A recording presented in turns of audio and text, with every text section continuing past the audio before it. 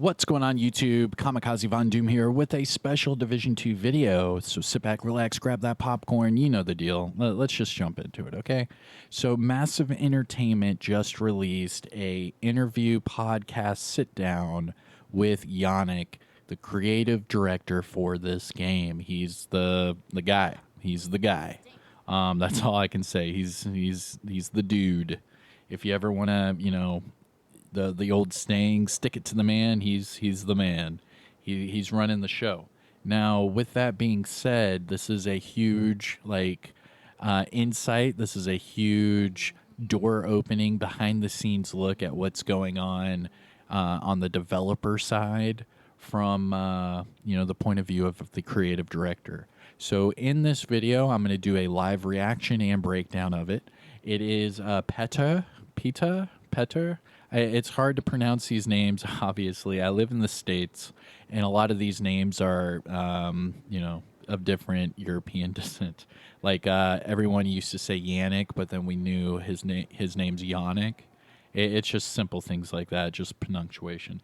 But anyways, I'm sorry if I butchered his name, but he sits down with them. They both used to be community developers for the Division 2, which is hilarious. We know that Yannick was a community developer way back in Division 1 days with Hamish doing State of the Game. And then as Division 2 came on, he went from community dev to a manager of some sorts, I believe. And then he was the assistant creative director, and then he became the creative director. So it's kind of like almost like a unicorn story, like a miracle kind of thing, as you will, because he went from something like community dev straight to, creative director, which is completely different from what typical community devs do. They'll typically go to like advertising or marketing or something else to go with the community, and he went the route of making the game and, doing the development side of it. So it's pretty wicked.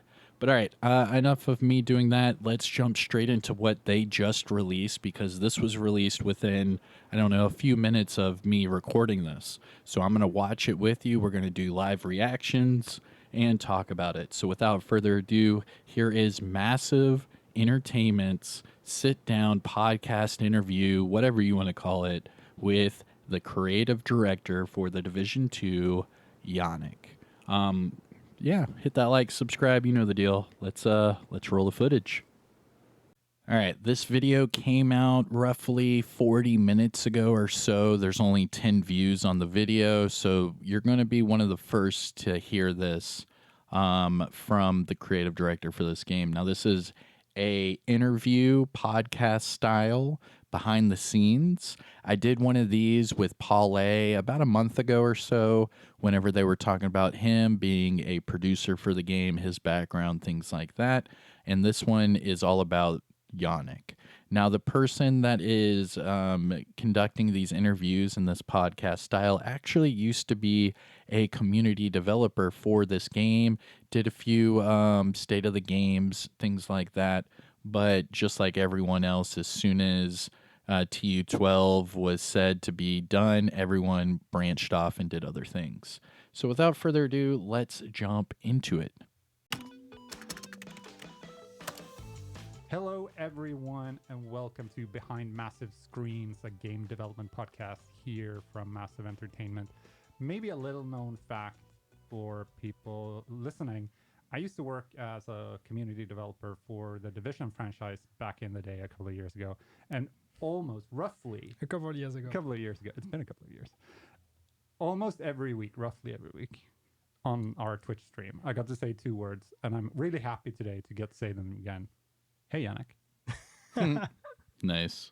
Because he used to be on State of the Game. Yannick Banchero, creative director for the Division 2. Welcome. Thank you. How are you Happy doing? to be here. Good. It's like, as I said, it's getting back into routine mode of recording things and talking about the game. It's Well, he's been gone for a while. Haven't flexed those muscles in a while, so it's gonna be fun. Yep. You actually said before recording, total transparency, you were on stage earlier today. You said this was more intimidating.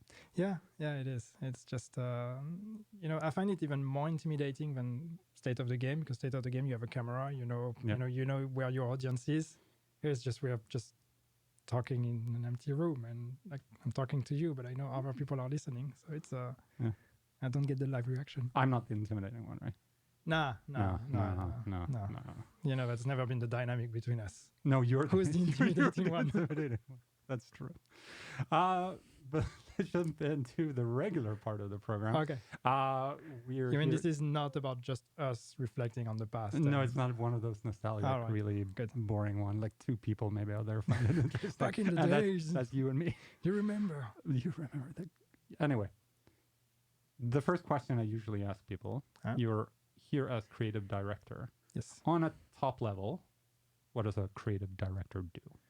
Because that's probably one of those questions a lot of people have.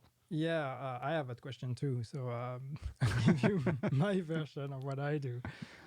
Nice. And then remember that being a creative director, before him for the Division 2, we had Julian Garrity. Now, we already remember that Yannick was a community developer with Hamish doing State of the Game. Just like this guy right here. What's his name? Paul? Let me see. I think his name's Paul. But anyways, they were all community developers for this game. So it wasn't like, one started out with a higher position or anything like that. It wasn't at all. Oh, that's Peter. There we go. Or Peter, right? Peter? Yeah. Now, with Yannick, he started out as a comm dev just like all of them, but then he progressed into creative director. So this is going to be pretty cool listening to his background. But it's on a game like, The Division, which is the game I work on, it's very much about, having the highest possible vision on where the game needs to go, what needs to happen with the game. So we look at content, we look at story, we look at all aspects of the game, and try to be the guiding light for the entire team of, knowing where this is going, what needs to happen, what needs to change, even though I don't necessarily provide the solutions, but I'm here to ask the right questions to the team and give them the direction on these are the topics that you need to focus on, because this is the need that we have on the game. Right. So it's a lot about looking at the game we have and how do we make it better, and in which direction. There are many directions you can make it better. So prioritizing which directions do we want to go first. Right. We'll get back to the whole team thing later on. But before that, also Now, he said that because remember that after TU12, a lot of these developers left. They went to different projects, and then it was said that the Division 2 was done, right? But then they gave Yannick the go-ahead to be creative director, get a new team together, and boom, now we have year 4 and then, year 5 content coming. So I believe they're going to jump into talking about how small their development team was compared to what it is now, because we remember Paul A was saying that when he first started, it was like him and a couple other people, but then now he has a whole team under him that he gets, help, and it's making things a lot easier and a lot more fun to, make these things for the game. So this is going to be pretty exciting hearing what he's going to say about these teams. Typical question we ask: how did you end up at Massive Entertainment and as creative director? I joined Massive 7 years ago. Actually, this month it's been 7 years. I joined in March 2015. So one year before we shipped Division. Hold on. He just said 7 years ago in March 2015. So does that mean this was recorded in March? Hold on. I joined Massive 7 years ago. Actually, this month it's been 7 years. I joined in March 2015. So 1 year before we shipped Division 1. So I had prior to Massive, I've All right, all right, all has right, all right. I have to pause this again. So that means this was recorded in March, people. What is this? This is December 28th? Like, what's going on here? So, all right. Interesting. I didn't know this was an old thing from Massive, so I'm wondering if they added anything to this. Why would they release this right now? Let's see. I've been in the industry for like 15 years. I worked in always customer relationship. I was customer support at the beginning, or back in the old days. We used to call it game mastering, back in the MMO days. And then from there, community management. And one day I was just contacted for a job here at Massive as community developer on the division, which I knew of because as everybody else, I had seen the trailers and the whole hype. And I was like, yeah, division, that sounds good. So I came here as a community developer for Division 1 before we launched the game. Launched that game, got to do a bunch of fun things as a community developer. And then when Division 2 was on the way, I felt like I had reached or done the things I could do as a community developer, and it was time for me to try to do something else. So I worked with our core team, as we call it, with our creative director back then, Julian Garrity. Julian Garrity. Yep. Trying to identify where I could fit and what could be a good direction for me. And I was very interested with the problematics of content and like the game. And even as a community developer, I also already worked a bit on that as trying to be the voice of the community. So this is something I was interested to explore. So anyway, from there on, he mentored me and helped me a lot. And I found a place first in the live team as live content manager. So we was really focusing on updates and what's the content that goes in the updates, in what order. And I didn't know that. when do we release it? And Hold on. So he went from community developer to live update manager.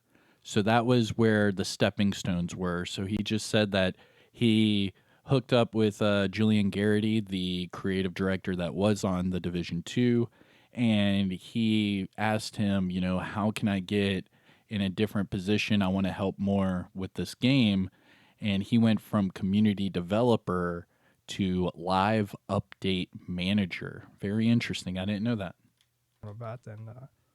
And then eventually for Warlords of New York, became an associate creative director to help what? To help Julian on some aspects. When do we release it and all of that.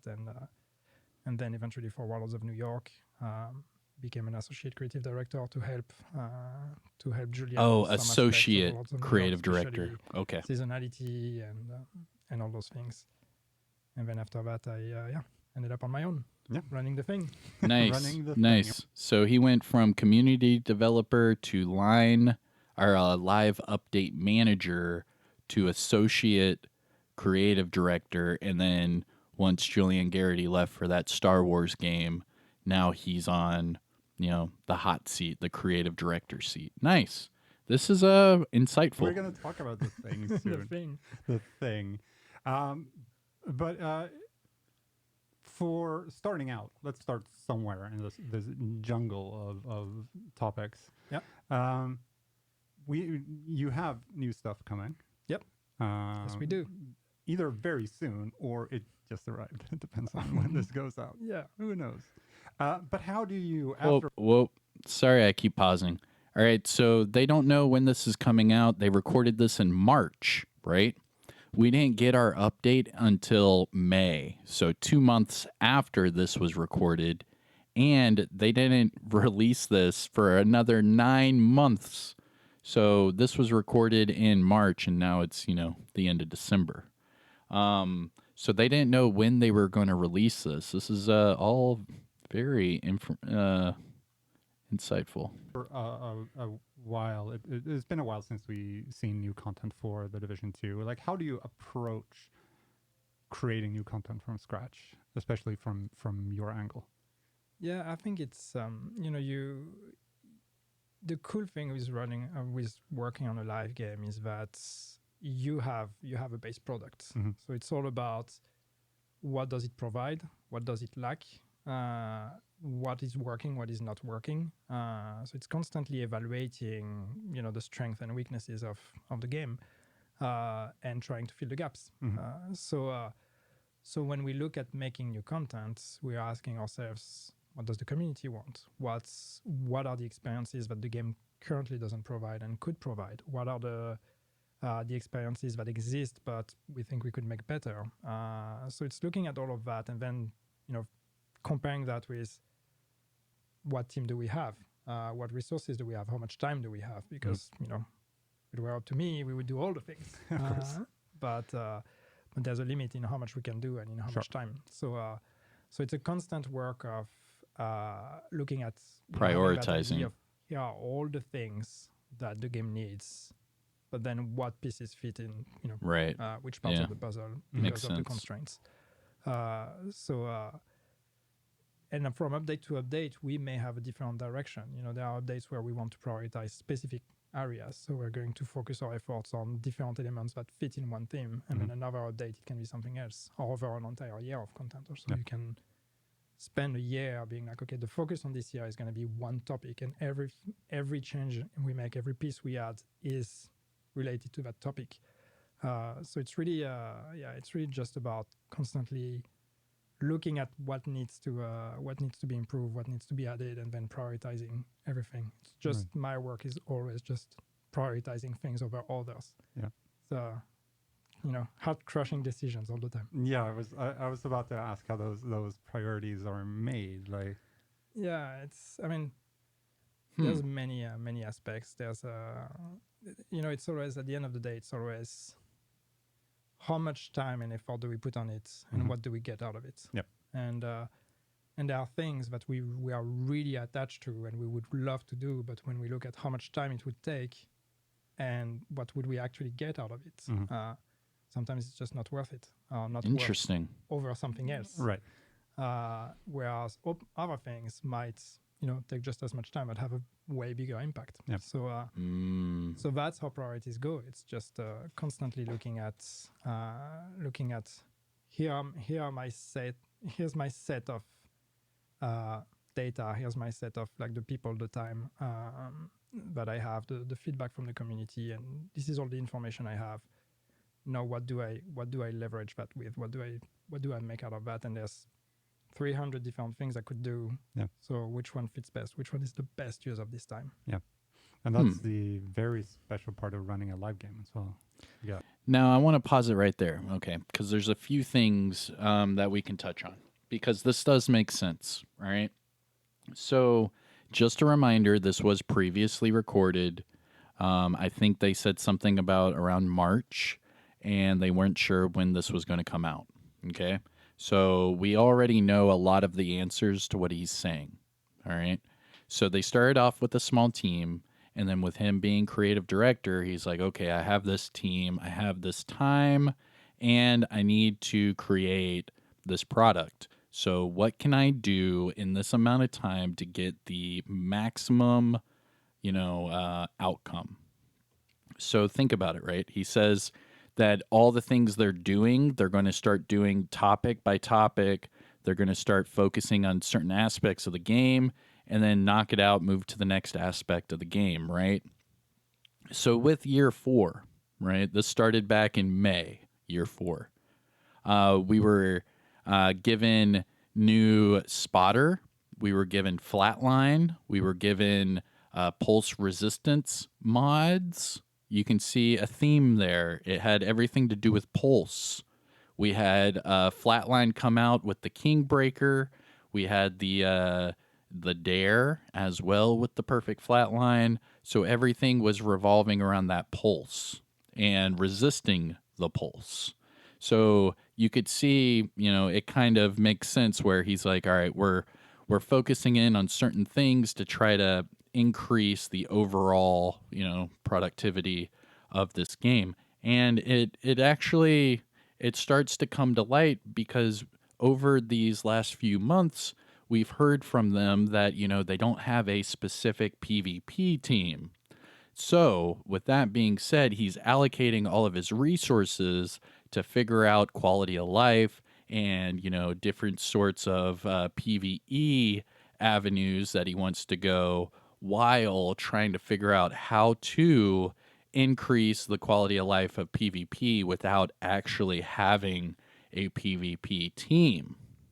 Now, does that make sense? I mean, it's starting to, come together. I'm starting to actually see the entire mindset of, how they're attacking this game for all of this new content. Because remember, they don't have hundreds of people working on the Division 2 right now. They just don't.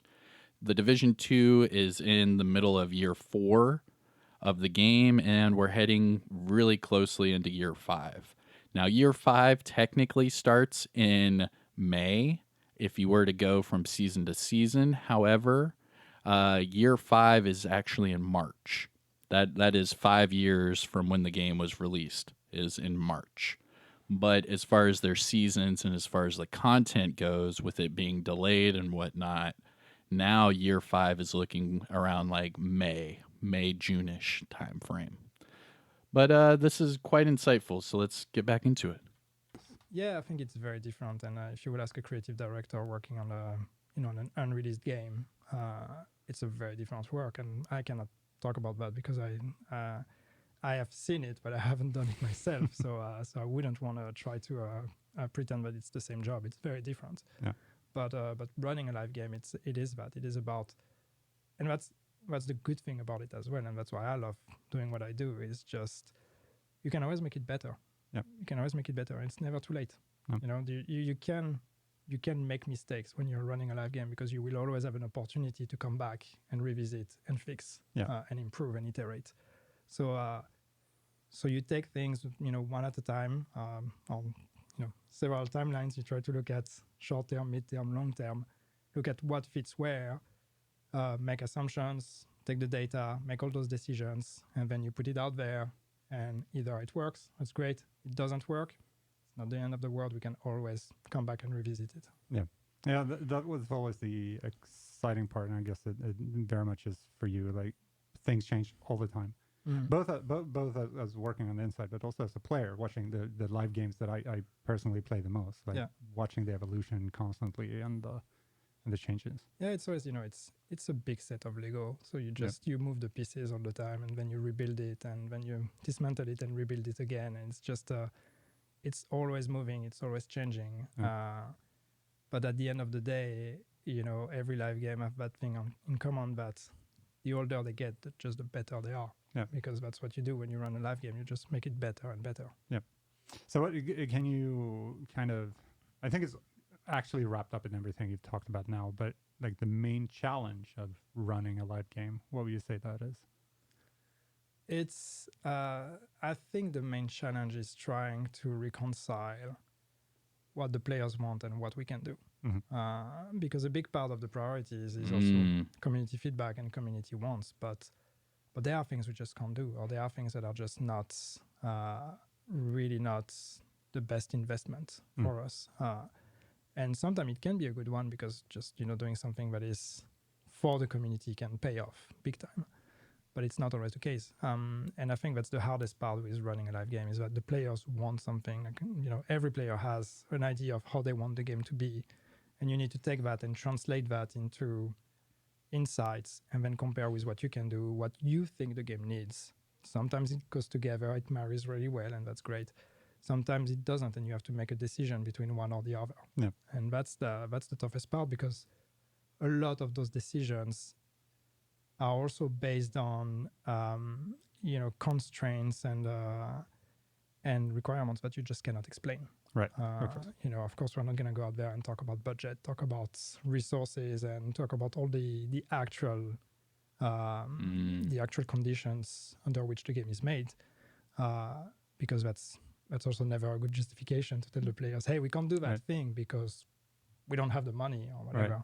Not that it happens a lot, but it's just it's always unique to make those decisions, and sometimes you can explain them, sometimes you can't. So you're going to have to live with the fact that you're disappointing people, and there's nothing you can do about it. But That's very true as well. And I keep saying insightful because this is all information we're not going to get without getting these interview podcast, behind the scenes type of deal, because he'll never say that publicly. You know what I'm saying?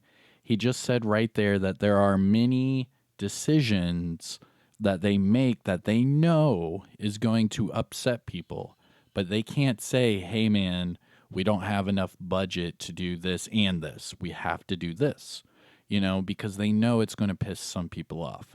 And just right off the bat, I'm already thinking about the PvP community, because the PvP community has been in an uproar for over a year and a half, 2 years now. And I completely understand where just a couple months after this interview, they publicly announced that they did not have a dedicated PvP team, that they would be doing an ETF to cover PvE and PvP. And that's what they're currently doing right now is, getting their ETF people together, what have you. And then they're going to start attacking PvP. So I'm assuming year 5 for that. But right there, you can tell that what he's saying is they had to prioritize due to team size, time constraints, budget, what have you, to get the best outcome they could with the constraints that they had. So to make the most out of what they have to make the community happy is to give what a majority of the community plays. So a majority of the community plays PvE. Let's just be honest. Whether it be missions, strongholds, control points, raids, legendaries, summit, countdown. I mean, it goes on and on. Seasonal activities, league events, speed runs, what have you. It's all PvE, right? Now, they're focusing on that because they know that'll bring in a majority of their player base. That'll make a majority of their community happy. But at the same time, they didn't want to say, hey, PvP guys, we have to do X, Y, and Z, so I'm sorry. Because they already know it's going to upset the PvP people. So a lot of times they're quiet. And a lot of us community members, we notice that and we're like, why are they so quiet? And it's because they know that the community is upset. They don't want to publicly put it out there in the universe. Like, hey, we know your guys are pissed off, but we're not going to do anything. And I get it. Let's keep going. Therefore, as I said, you can always maybe come back later, revisit that, or satisfy them on other areas. Yeah. I was supposed to say you don't always know exactly what you want, and then you get something completely different. It's like, wow. Yeah, and that's also part of the job. It's I said we need to translate player feedback into insights, but sometimes there's also things that you need to look at. What can we do that they cannot think of? Because very often when all of us, when we think of a product and when we think of how to make a product better, we always think of it in the frame of what that thing is. Mm-hmm. It's very hard to step outside of the box and think of a new idea. It's always the thing, like try to imagine a new color. You can't imagine a new color. Yeah. And it's kind of the same here. It's like when you ask someone to take a game and say, how would you make it better? They would very often think of it in the context of what this game is and what this game has. Sure. And our job is also to try to step out of that and think of what are new ideas, new things we could do that would actually also satisfy the players or answer some of the needs in new creative ways.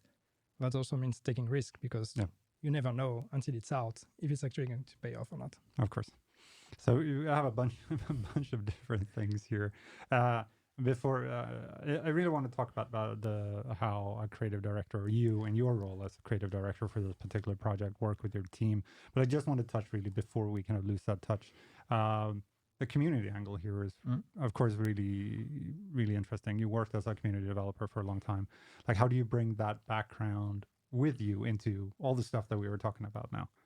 Yeah, I think that's something that I try to leverage and turn into a strength. I think with all my years working in community, I have a pretty good grasp and understanding of player wants and player needs. And every time we work on a game, even today, I still always try to look at everything from a player angle. I always try to put myself in the shoes of the player. So as I said earlier, there are reasons why we are making the decisions we're making, but I'm always trying to look at it as, yeah, but all those reasons are things that, someone who plays the game will not know. Right. So all the player will judge is the end result, not the way there. So I try to always look at it that way, and I try to always bring in that angle. And that doesn't mean all the decisions I make are driven by that, but it's I try to be conscious of it all the time. And of course, community is something that is very dear to me. It's a big part of my career. It's a passion of mine. Now, he's saying that because he started off as a community developer. He started off with Hamish, state of the game, talking to the community, interacting with the community, answering questions and all of that from the Division 1 all the way into the Division 2. It wasn't until Warlords of New York where he had that new job of live update manager, and then he started, getting that creative director mindset. So this is really true, and this is why that a lot of people really love Yannick and what he does for this game, because he's passionate not only for this game but for the community. This guy started off with the community. So as he progressed, as he got, those stepping stones up to this top dog position, his grassroots level is with the community. So we could go all the way back to where he was talking about the Resident Evil event, where they did a crossover event, and it was supposed to be a new game mode in Kinley College. Everyone remember that, right? And he went on State of the Game and had to say that not only did they have to make that event into just an apparel event, but that they had to cancel that game mode altogether. And then it really made the community, sad and upset. And as he was saying that to the community, you could see it in his face. He was upset, he was disappointed, and he really didn't want to do that, but he knew that he had to. And it's just things like that. And over the years, you can really tell that people like Yannick really do love this game and this community equally. It's not all about money. It's not all about what will give us a profit right now. It's how can we make the community as happy as possible with the constraints that we have, whether it be a time constraint, a budgetary constraint, a personnel constraint, what have you. What is the best thing we could do for the community and this game with what we have? And then that's where you're starting to see these things, pop out and surprise people, because it's like, oh, I didn't even know they were working on that. Oh, I didn't even know they did that. And this is just all really good news, but let's jump right back into it. And here we go. So it's also always a bit of an experiment as well, of keep learning actually a lot of community dynamics through that job. Yeah. Because now it's very different when you're the community developer and you talk to the team and you say, you should do that. And not be the guy that actually makes the decision.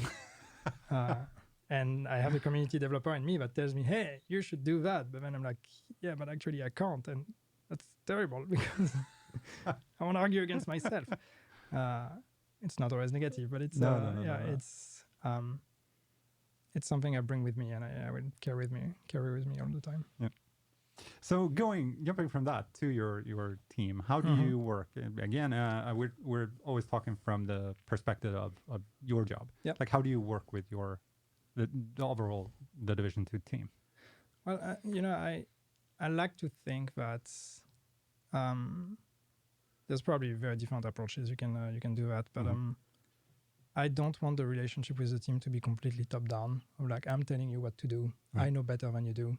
The way I like to work with the team is I present challenges, I present questions, and I, ask them to give me solutions and be creative in the way they're going to solve those problems. So it's really a work of gathering the best ideas and the best that comes out of everyone, and then between all the options that this creates, then pick the one that I think is the best. Yeah. So that's a lot of the work that we do. We iterate a lot with the team. We would take something, we work on it, we look at it, and then we all discuss together, okay, how do we make it better? What can we improve? What are the areas that work and don't work? So it's it's a good thing, especially when you look at the division team today, which is a smaller team than what it used to be. It actually gives us a lot of flexibility and dynamic in doing things like that, because we can have a meeting with every person involved on the feature and discuss it all together and brainstorm. That's fine. You can't do that when you have tons of people working Right. because you have a much more you must have a much more vertical structure. Of course. So, I would imagine, again, I haven't been in that experience, but it's harder for a creative director to sit with the team, the entire team, and discuss solutions when you have a team that is gigantic, that is sitting in a bunch of different areas and where there's a lot of layers of approval in between. Yeah. We can do that on the division. We can do that, and we do that all the time. So it's, I think that gives us a lot of agility and flexibility in reacting to new challenges and finding solutions. Yeah, I mean there are of course pros and cons with everything, but what I kind of and not saying anything bad about having like hundreds and hundreds of people working on a project, but it just sounds, with a small team like that, it just sounds fun. It is. I mean, it's. Except there, of course, there are challenges. There's mean, fun and less fun in both ways, right? But sure. It's fun because everybody knows each other and everybody gets their hands dirty. Like when there's a problem, like everybody jumps in, because we don't have the person to fix the problem. Right. When you have hundreds of people, everybody's a specialist of something. Yeah. And everybody is in charge of that one thing. When you're in a smaller structure, that one thing, well, someone will have to jump it and do it, but they're probably not specialists at it, so they will have to learn. So I think it's a great opportunity for people to learn a bunch of things, and I'm learning a lot because I'm also doing a lot of things that are probably not on the job description, and everybody does in the team, and you need that mindset to be successful in this context. So that is creative, that is fun, that is very dynamic.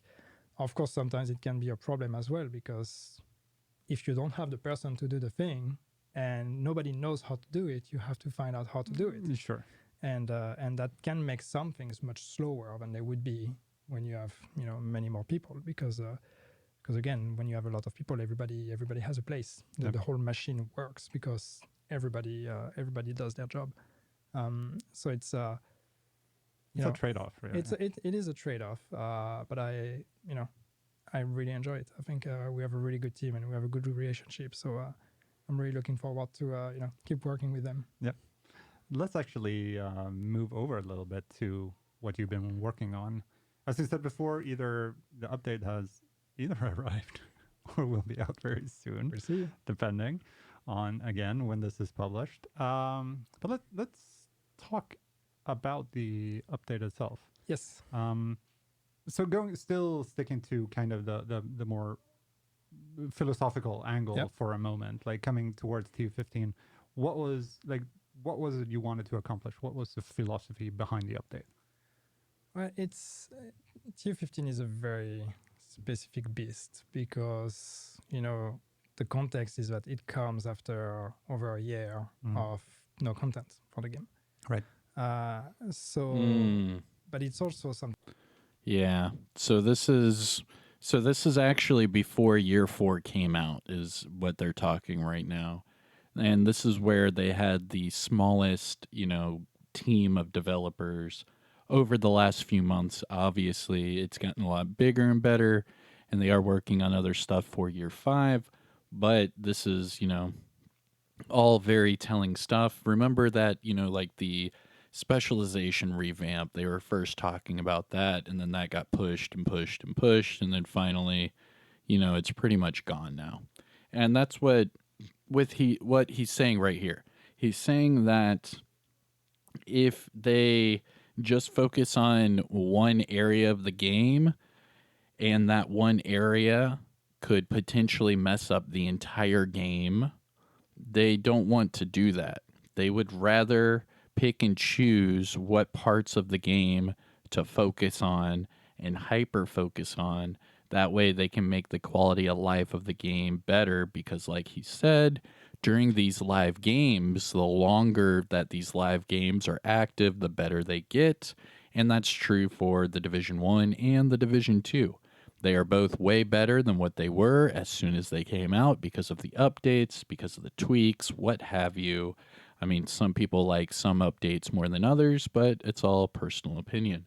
But this does make sense, and all right, let's just keep going. Thing that is built by a brand new team. Mm-hmm. So when we approach it, it's not just a question of what do we need to to make an impact so the players notice us and come back.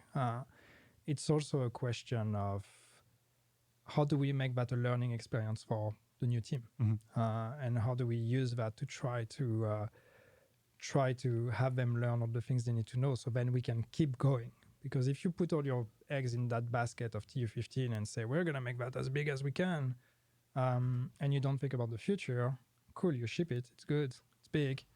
But if the team hasn't made the right learnings and if you haven't prepared properly, then you ship it and then you're like, okay, what do we do now? You start over again. Yeah. That's not the way we wanted to approach it. We wanted to approach that in what is the best way to create something and in the same time make that a learning experience. So it's a good investment for the future because we are building a team for here to stay, and not for to change it after a few months. So that's how we try to approach it. So the idea of like, let's make a new game mode. Game mode is a good way for a team to learn because it's an isolated experience. So if you break it, you break the game mode. Yep. Don't break the game. If you start asking the team to go touch complex things that touch the whole game, if a mistake is made, the whole game can fall apart. So the game mode is a good way, for example, for them to start playing around and touch a bunch of things. When you look at our game mode, there's combat, there's AI, there's difficulty, there's level design, there's art, there's everything that a team requires to learn to be able to work on the division, but contained in an isolated experience. Right. So that's one thing that for example was very clear for us of like, okay, that's where we marry learning and creating something cool for the players. Yeah. And then there's other aspects. We look at where the game is and what it needs. And one example I can take is expertise, and the addition of expertise. When we released Title Update 12, I know the naming convention is odd, but when we released Title Update 12, which was the one that came with Season 4 at the end of 2020. Yeah, that was supposed to be the last. Yeah. This was supposed to be our last update. We've communicated that.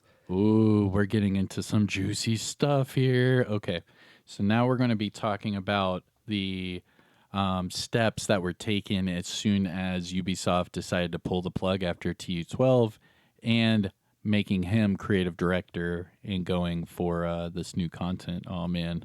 And it came with one feature because it was supposed to be our last update. We put optimization in there because it was the idea of like, okay, as a final send-off, let's give a way for all players to max out their gear. Yeah. Let's allow everyone to become min-max. So they can end at their own pace. Yeah, this was a feature in the first game as well. Yeah, optimization was it's a bit of a different implementation, but the idea came from the first game. Yeah. And so we did that.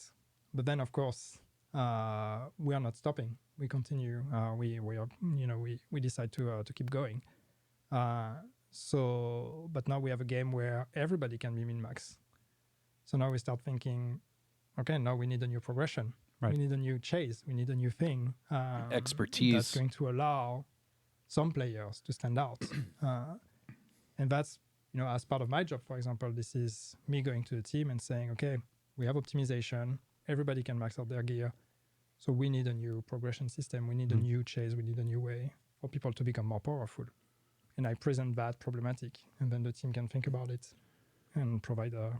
And that's exactly what they did. They made the expertise leveling system, and we all know that right now the expertise levels go up to 21.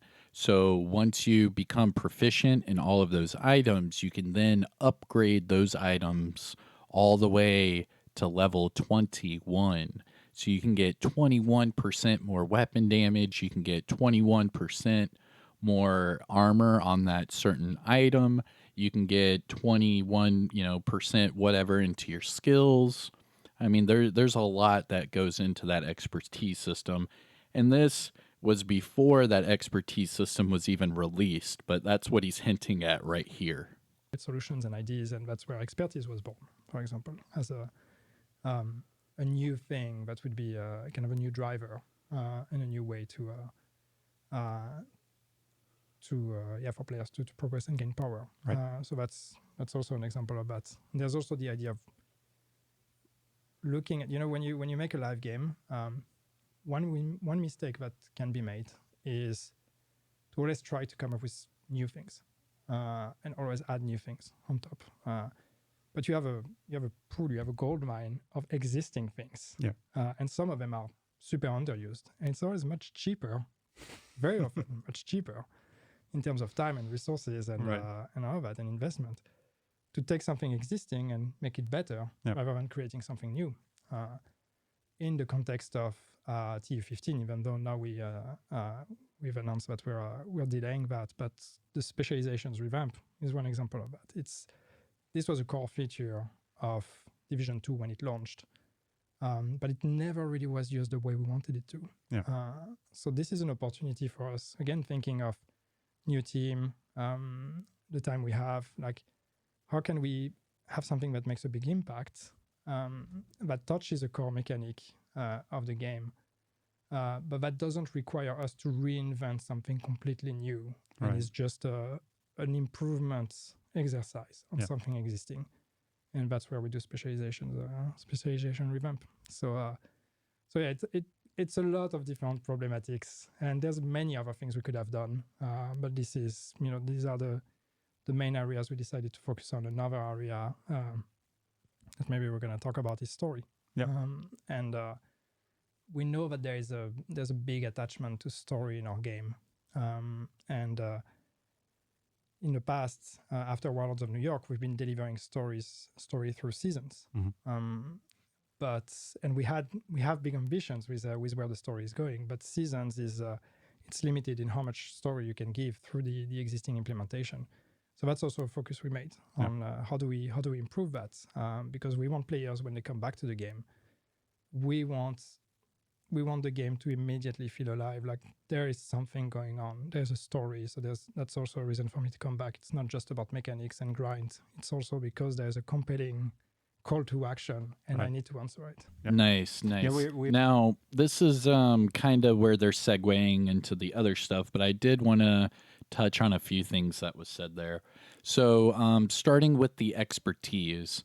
Now, year 4 was the start of Yannick being the creative director, and all of this falls under his umbrella. So he's saying how they came up with the idea for expertise because they wanted a new progression system, and they needed that new progression system because in Title Update 12, they were told the game was going to end.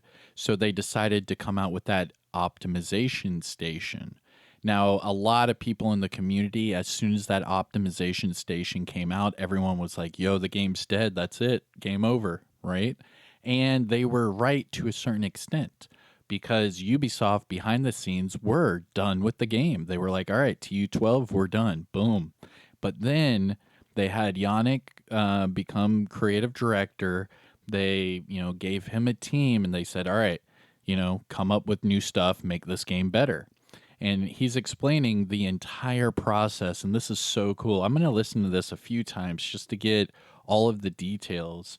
But basically, what he was deciding is these different parts to attack. So the first one was a new progression system, which was the expertise that was introduced this year. Then he was like, okay, well, we need something that could change the core of the game without us making it up out of thin air. And that's where the specialization revamp has come into play, where they're still working on it, but there are multiple things. He said it's very problematic. There are multiple things, multiple wheels spinning. When you change something like specializations, you're changing the entire game. You're changing the core aspect of builds by doing that. So once you do that, you have to figure out, okay, what's this going to do to the entire game? Because it could potentially break the entire game by doing that. So that's why they have continuously delayed the specialization revamp and delayed it and delayed it. But they did hint that it would come in year 5 with the PvP changes, but we're still not sure what's going to happen there. So it's still up in the air, this specialization revamp, but it is cool hearing it, very well, laid out from the creative director himself. So those were the two things that they were attacking. And then the next one was the story. Because remember, as they killed the game in TU12, they also made the whole Fei Lao thing like questionable. It was like, did we really kill her? Is she really dead? Like, what was that? Like, it was the worst ending to a manhunt ever was that Fei Lao mission because we had absolutely no answers.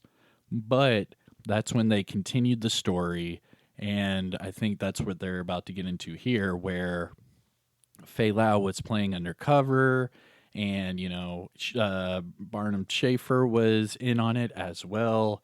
But we'll see.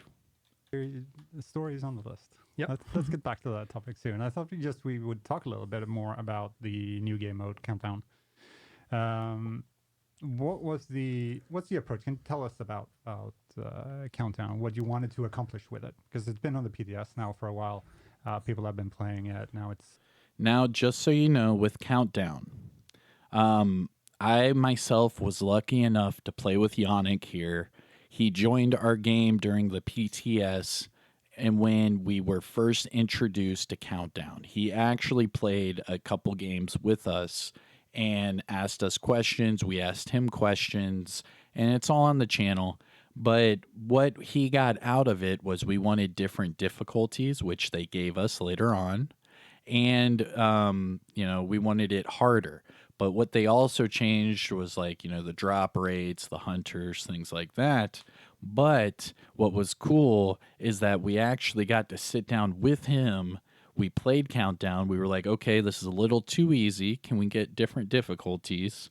And he actually listened. And then we did. We got more difficulties, which is really cool. Countdown is a game mode that a lot of people are playing. I would say Countdown is more popular than the Summit. But let's see what he has to say. Either live or soon going live.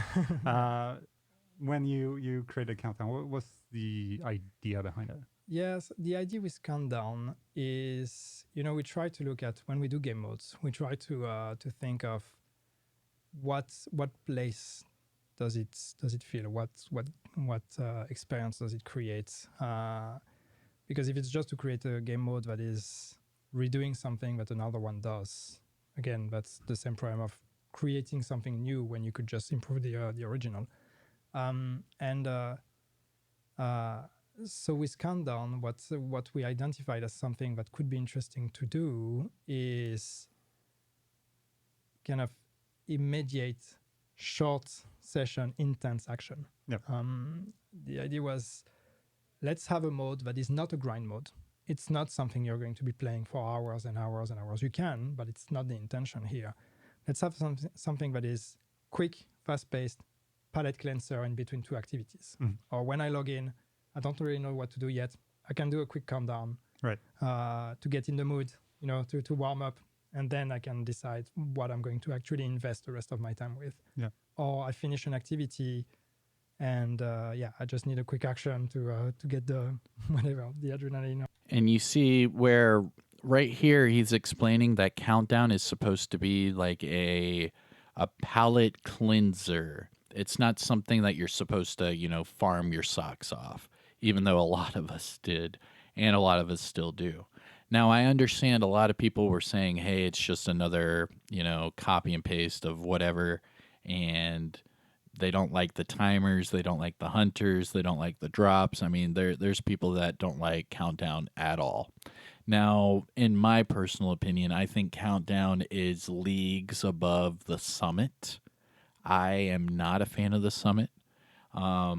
When we first tested the summit way back in a private test server with dev builds. It felt horrible. It was not fun. And then when they released it, it wasn't released, finished or anything like that. It was just a horrible thing. And they added a few things, but even still, Summit, to me personally, just my opinion, it's boring. I mean, if I could go straight to 100 and just go against the hunters, I would do that. I mean, I used to do that whenever the floor 100 farm was a thing, but they nerfed the crap out of that. And then we did the floor 10 thing, and then they nerfed the crap out of that. So I'm not even going to look at the summit. I don't care. So I personally would jump into Countdown. That's my thing. Or something. I'm gonna play Countdown. So it's really that immediate jump, 8 players, 15 minutes, intense PvE, jump in, do the thing. As I said, super intense all the way to the end. Get rewards for it, and then move on and do something else. Yeah, no, we were talking about it earlier today. The thing that pops up into my head for the Division veterans is resistance in the first game, because that kind of worked Nice. similar for me in that way. Nice. He just referenced resistance.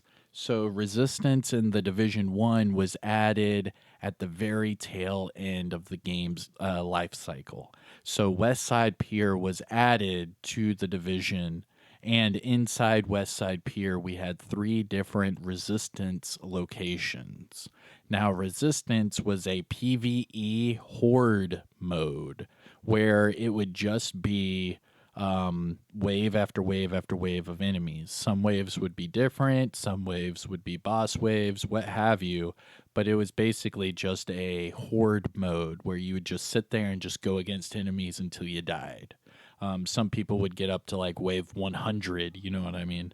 So I completely agree with that. Interesting. Like, okay, I don't know what to do, or I have X amount to play. Let's go. Let's do that adrenaline high, and then let's do it either and go do something else, Yeah. or do it again, because There's different ways you can approach it. And resistance, for example, you can decide to have a short session, as you said, intense action, or you can decide to invest long term into it and spend some time because you have the yeah, progression. Sure.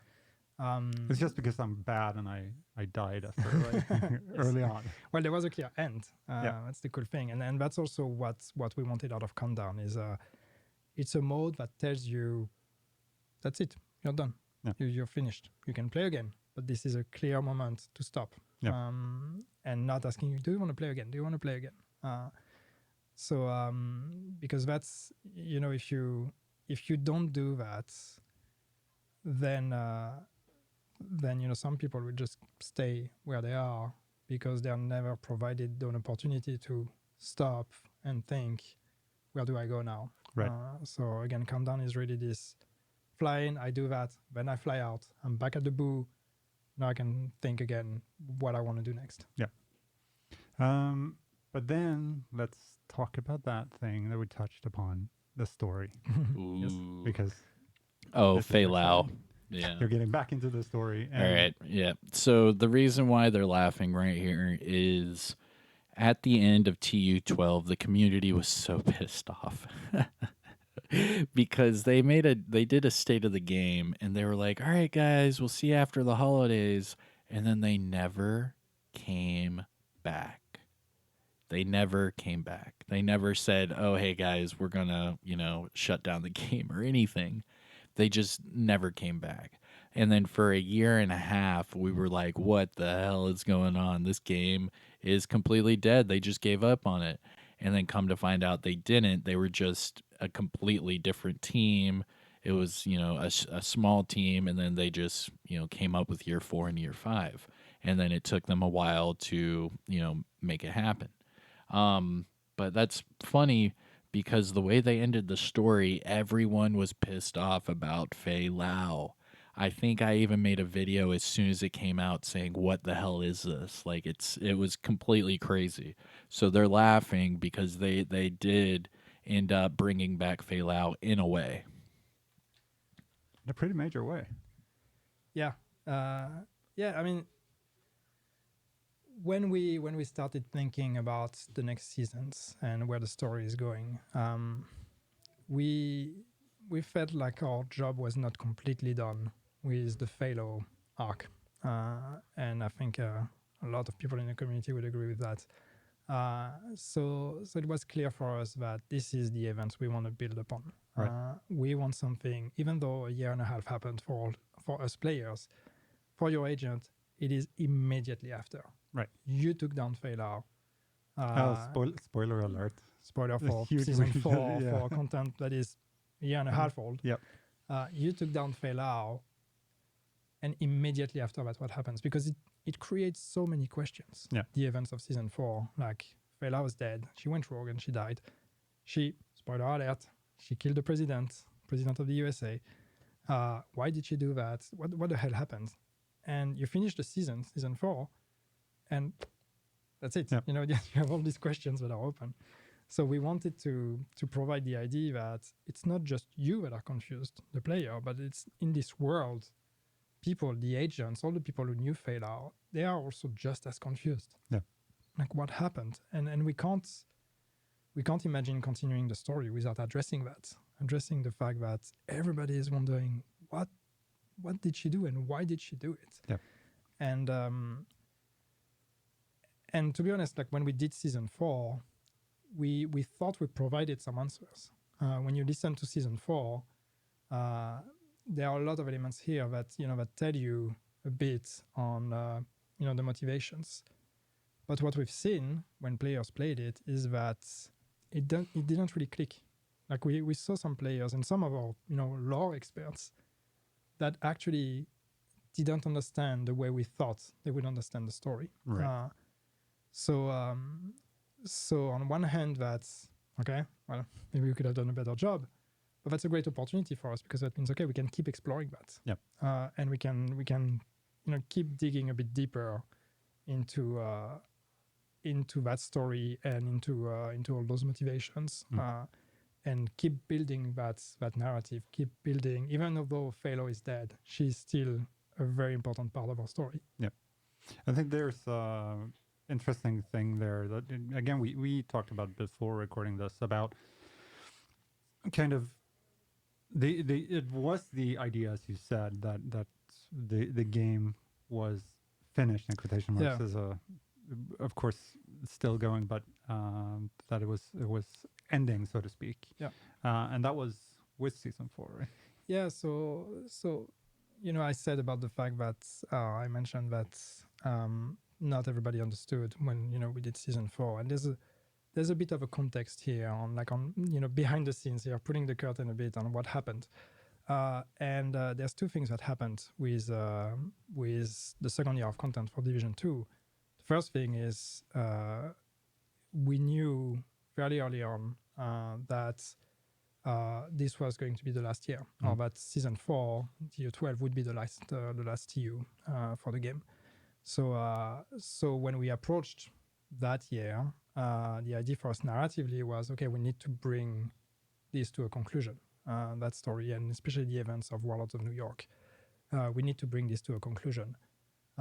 Maybe not complete conclusion of everything, but at least something satisfying where you can, put down your controller and feel like, okay, this is a logical ending, and there are still some open questions, but we'll visit that later. Yep. So that's one thing, and we started working on the narrative that way, and that became very clear for us that if we wanted to conclude, we needed to kind of wrap up the Phalo and the president's problematics, because she betrayed, and the president is still, it's awkward. Like you work for the president, but the president is actually the one who hired the Black Tusk to take over the country. So there's that weird position for the division of like, we are working for the guy that is actually the enemy of the people. So who do we work for here? The people or the government or the president? And so we wanted to try to conclude that. And we tried to do that. But the second thing that happened is COVID. Yeah, you might have heard of it. Yes. And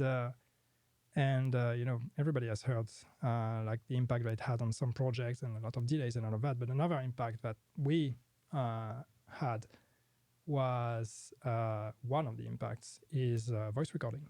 Yeah. And so when COVID started, or when lockdown started, we realized that the recording studios were going to close.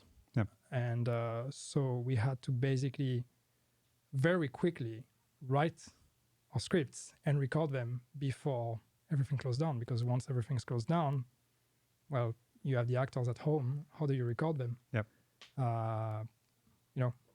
At the end of the day, some managed to organize a small studio at home, and we all learned to live through lockdowns.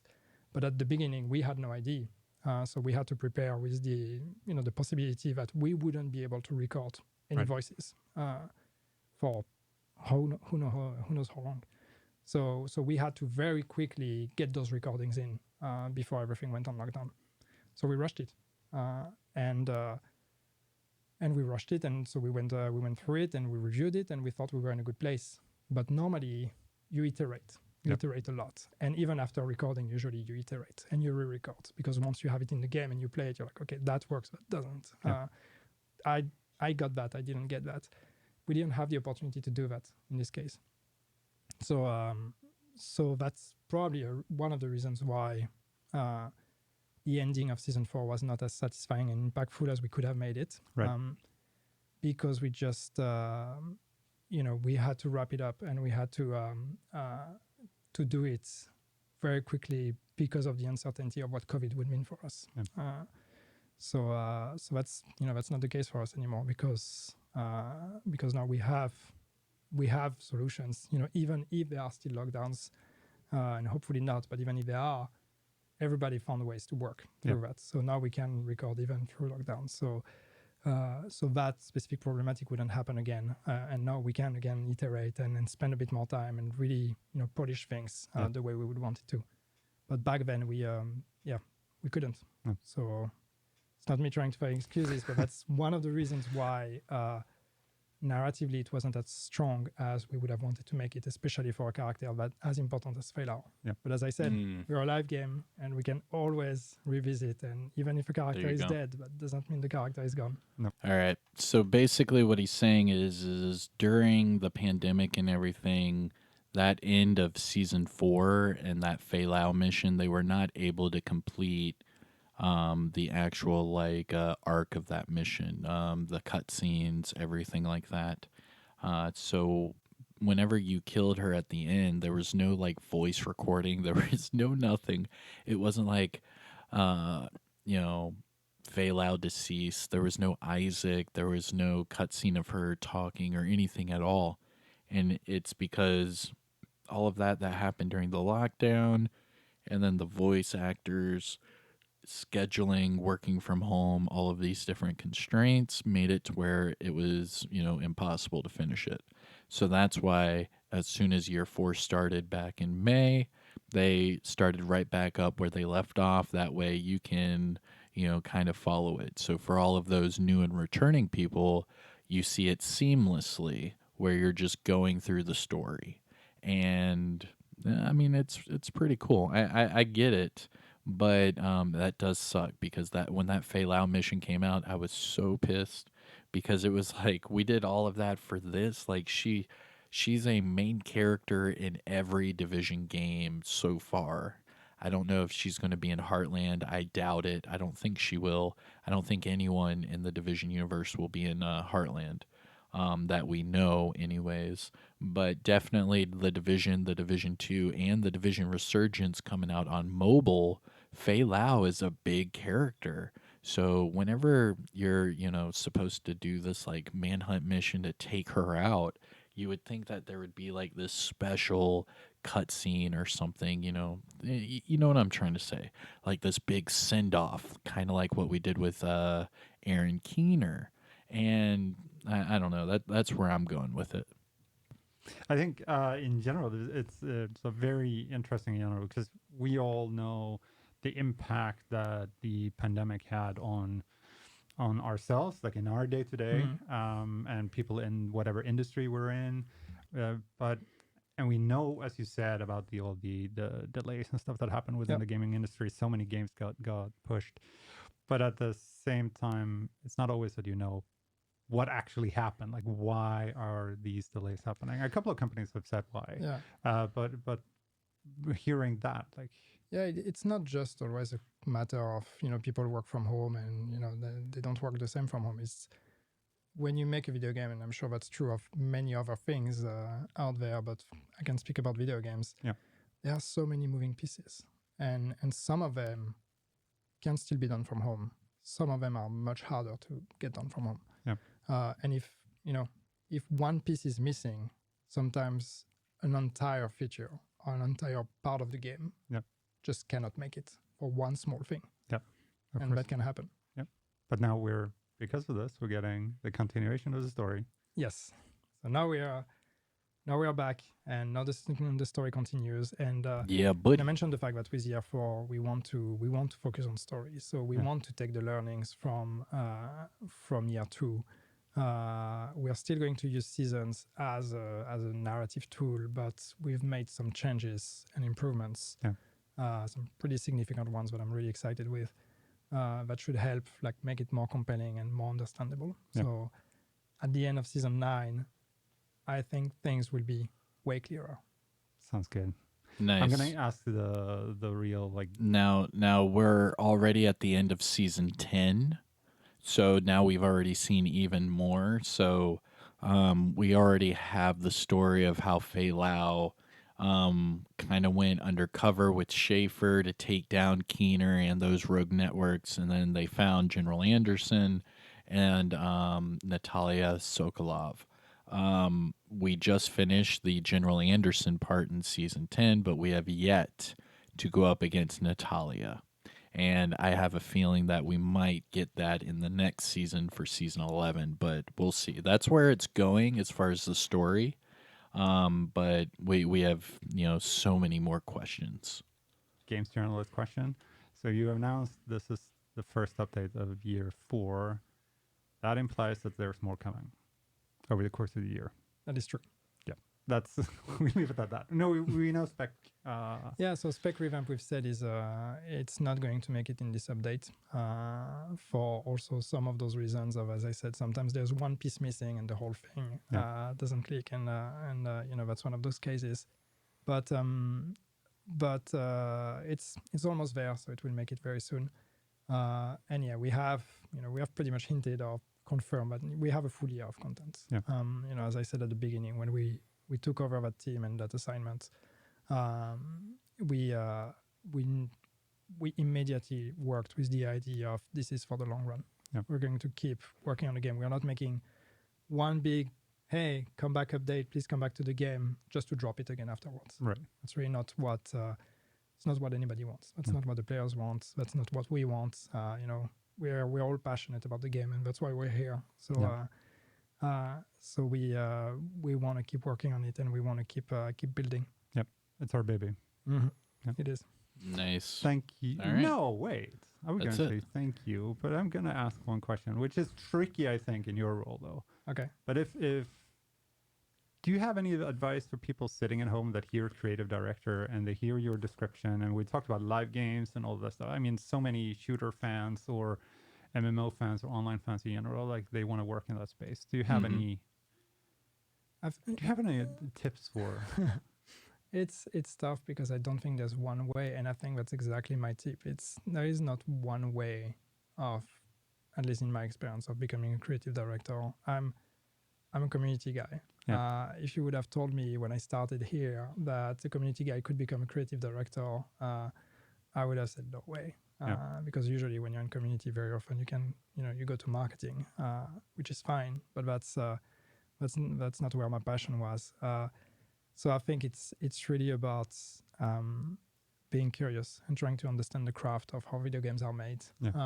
Talk to people, try to understand how everybody works, try to be a problem solver, and always, especially if you're interested in really direction roles, it's always learning to take a step back and look at everything from a high level and trying to be as pragmatic as you can on if things are the way they are, why are they that way? Yeah. And try to take that from all angles. You need to be able to step in the shoes of the players, step in the shoes of the developers, step in the shoes of, the business people and the executives and all of that. You need to be able to understand from every single point of view why things are the way they are, because everything is justified. Yeah.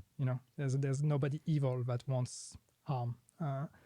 Everybody thinks that they're right, and everybody is doing things with good intentions. So you need to learn to think through the eyes of every single one of those people. Yeah, that's a Nice. great tip. That was good. Thank you so much for coming in. All right. Thank you for having me. Absolutely, it's been amazing, and I'm really looking forward to And that was it. trying the update that's either out. All right. And that was it, everyone. So that's the end of PETA's interview with creative director Yannick. I would try to say his last name, but I know I'm going to butcher it. I'm sorry. But that was their podcast interview about everything The Division 2. I mean, he talked about a lot of stuff for year 4, which we are currently in, but he was, talking more about season 9, and we're already waiting for season 11. So some of the stuff he was saying was a little outdated. So I was trying to give you a little bit more elaboration and details into what was being said.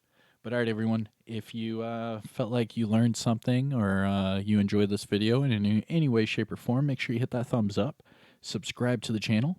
I am Kamikazevondoom, and I'll see you in the next one. Take care, everyone. Peace out.